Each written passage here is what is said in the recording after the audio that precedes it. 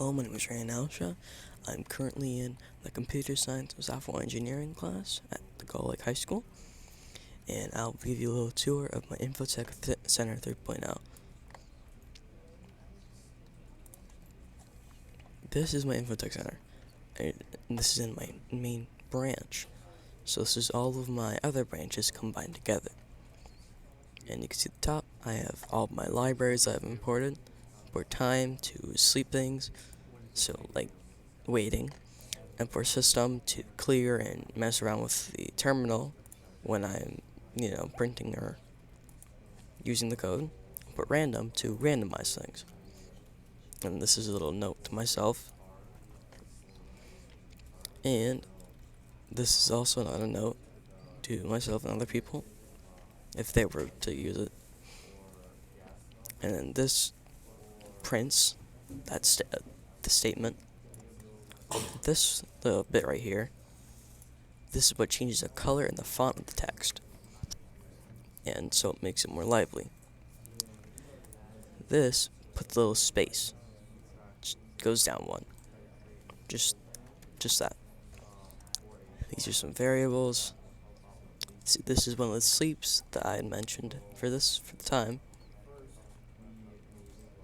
And then here is a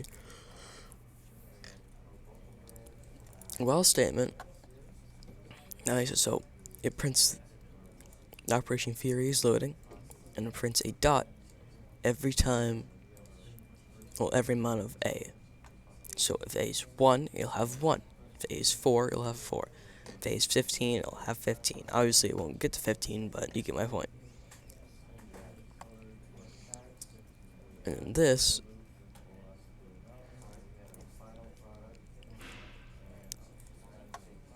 I'm actually not 100% sure, but from what I found or what I've messed around with, is that R/R puts it back, it returns it, puts it back up one line, and then B prints again. So, reprints, and also that's a system. That's from up here. And this just makes so it doesn't go above 4. This means so if it gets to 12, it prints done, which is in green. This is in yellow. This is in blue, I believe. And then it waits a second. Three quarters of a second. And that was my welcome message branch. And my weather branch, being a lot bigger, that's not supposed to be here. I accidentally left that in there.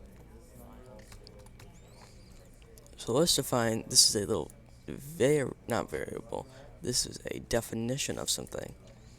So it's defining this little piece of code, and it's returning it. It's basically just storing it above. And it's not, as you can see, it's not being called anywhere. But right here, this variable calls it, so it's only used once. And because of that, it's not randomizing multiple times, which is a problem we've had before. Here is one of our really big definitions. Right here. And each of them is practically the same thing, but it's changing an alarm and changing how fast you can go, depending on what leather it is. So say it is icy, say it's icy. And then it will print this. VRS has changed your alarm to 30 minutes earlier based on the forecasts of icy, and only allow your car to go 30 miles per hour. Simple. And then every single one is quite similar, so each one is different depending on, what it is. So icy might make it so it's a lot slower to go, but something like foggy isn't that bad, or isn't as bad. And then sunny is just sunny, so. Then here's my gasoline branch.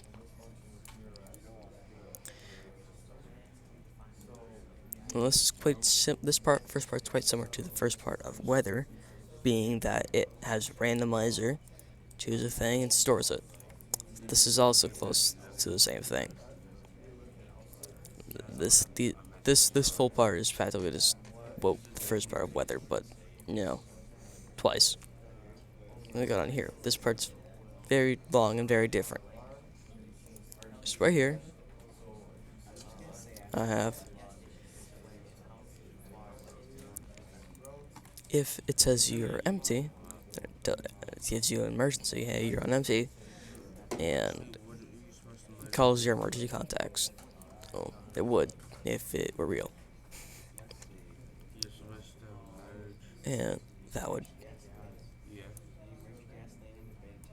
This is what I used earlier, just a little bit different.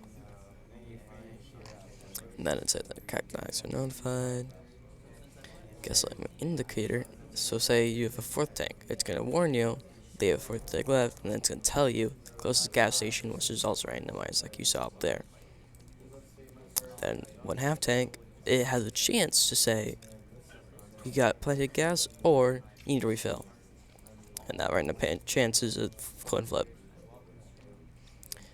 And then the same is for here, except now it's more likely to get this.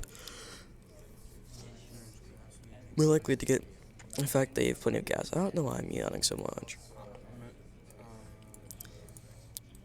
And then, obviously, there's one thing that's saying you might need to be refilled.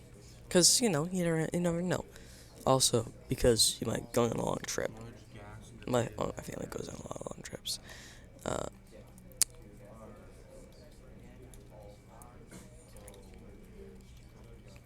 And the last one is full tank. And that's got a lot more chance to say this instead of that.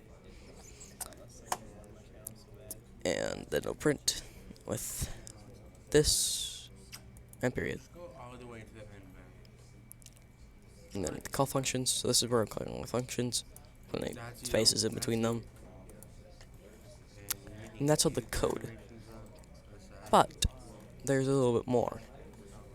So if you go to Git Kraken, which is a thing that allows you to put stuff in the Git hub really easily, we can see there's more than just one branch. I was on my main branch, and you can see here I've merged beta test dev into main branch. And if you look along the blue line, you've seen that every other color has gone into beta test dev. So that's why every single other branch is in it. See, if we were to go to, I don't know, gasoline, watch what happens to my code. There's so much less. Because now this is just the gasoline branch. Also seems a little bit bigger, but that doesn't matter. If I go to my welcome message branch, it gets a lot smaller. I can't even scroll anymore. And you can see what branch you are right here in PyCharm. And if we go to weather, just finish it off. Bam. There it is. And I guess here is big test dev too. Well, it's just the same thing as main, practically. Never mind exactly. Now, earlier I had said this all goes into GitHub, and you can tell if this little origin thing is next to it in the remote. Now, obviously, you don't have to do just GitHub. There's multiple places you can put your stuff that will work through Git Kraken, but GitHub is the most popular, at least to my knowledge. So right here you can see there's local, which is local as in like the computer itself, and there's origin, so up above in the cloud. Now, if we go to my GitHub, we can see repositories, tech center, and we can go to main, Operation Fury. Look, it's out there. That's because it's on the cloud, and the cloud being GitHub. So say my hard drive fails and all the local data is lost. But say if I got a new computer, and I re-download everything, all of my stuff on GitHub won't be affected. So I can just go pull it down, the pull function, and I'll be back. Simple as that. Yeah. Hope you learned something. See you later.